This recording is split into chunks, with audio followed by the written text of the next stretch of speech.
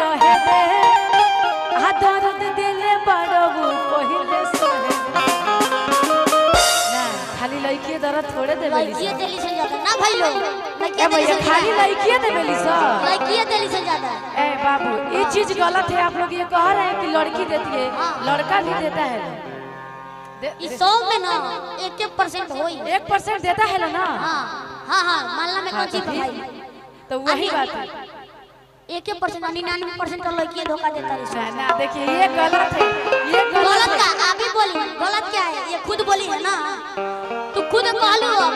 1%। हाँ तो लड़की माने इसलिए 1% कि लड़की घर में रहती है और लड़का बाहर रहता है वो कहाँ कहाँ जाके कोई को पार करके आवे ले केहू ना देखे ना जी। हां आ लड़की घर में से हेलो अब का कहीं आगा समझ में नहीं क्या बता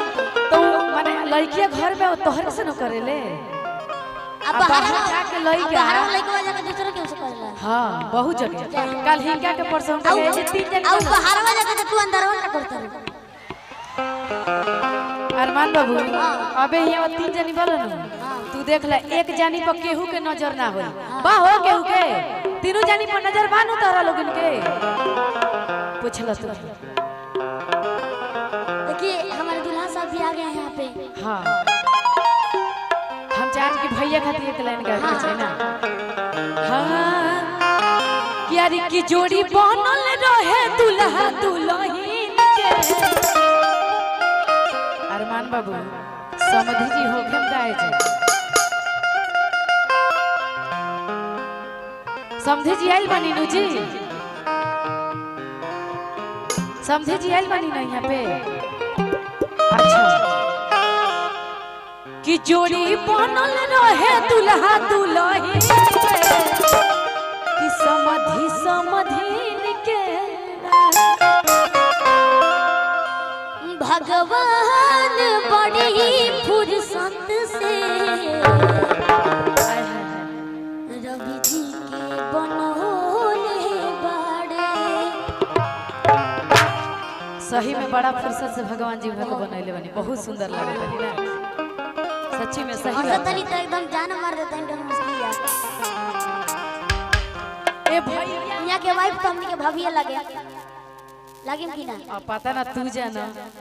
अरे तू तो क्या कहता रहा माने भैया के तू भैया कहा तो भाभी हम लगे का लगे हमार के भाभी लगी है अब तू सोचा कि उतार का लगी है तू दीदी कहा था हम तारा के साली को है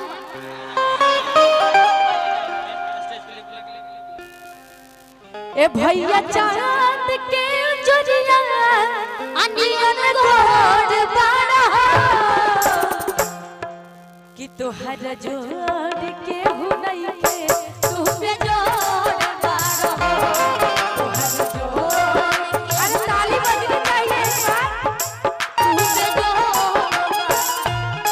भैया चांद के जोड़िया अनियन घोड़ बाड़ा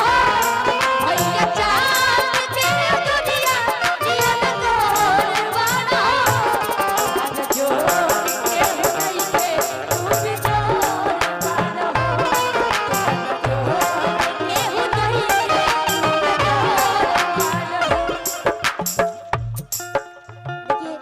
रही रही अरमान बाबू कुछ कहिए कहा बाबू का हो झगड़ा करते हो का तो झगड़ा करो तरी काहे के झगड़ा करी ले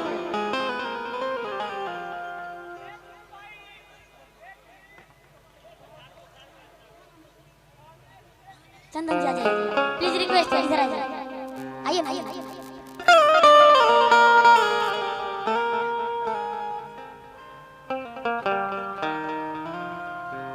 आप भी हंस रहे हैं तो बहुत अच्छे लग रहे हैं। हाँ परिचय ले ला अरमान बाबू ले ला परिचय का नाम है चंदन कुमार बहुत बढ़िया नाम है बराती आई लगी बढ़िया बा हाँ यहाँ के भाई लगे ना हाँ दोस्त लगा था क्या दोस्त है हाँ दोस्त है ना तो हमारे साले लगे हैं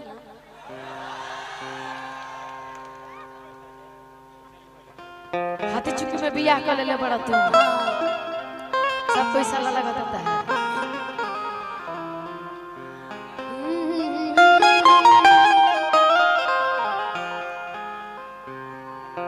तुम्हें दिल लगी क्या बात है?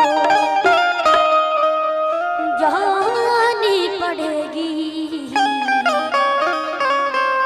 मोहब्बत की राहों में कर तो देखो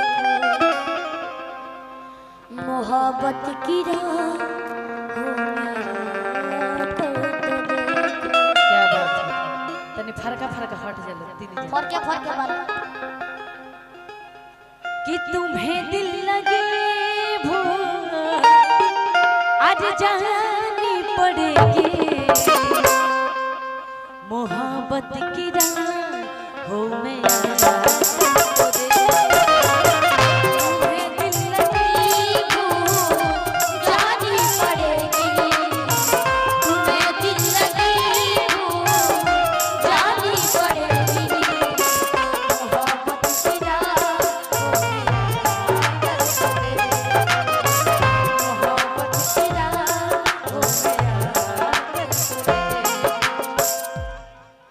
ऐसे लहरा के तू रूबरू आ गई कि ऐसे लहरा के तू रूबरू आ गए ऐसे लहरा के तू रूबरू आ गई धड़कने बेतमाशे धड़कने धड़कने बेतहासा क्या बात है? धड़कने लगी धड़कने बेतहासा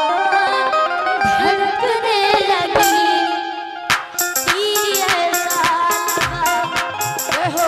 दर्द ऐसा लगा तीर ऐसा लगा दर्द ऐसा जगा चोट दिल पे जो आई मजा आया मेरे रस्ते कमर तूने पहली नजर जब नजर से मिलाई मजा आ गया मेरे रस्ते कमर तूने पहली नजर जब आई मजा जब नजर से आई मजा और खुशी गिरी गई बाहों खुशी गिरी गई बाहों ऐसी चलाई मजा तेरे रस्ते कमर तूने पहली नजर नजर से मिलाई मजा आ गया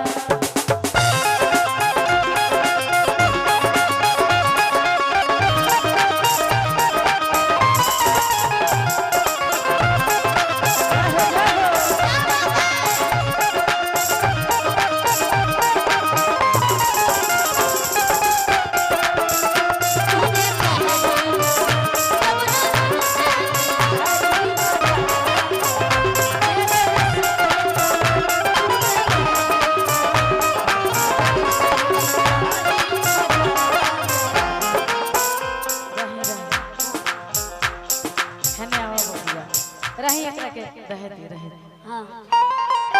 हम चाहें कि भैया लोग के कुछ फरमाइशी बा हाँ ना पूछल जरूरी बा ना? कुछ भैया लोग फरमाइशी बा कुछ हाँ? दिल ना लगई है बा यो प्रेमिया के मारल बड़े ना।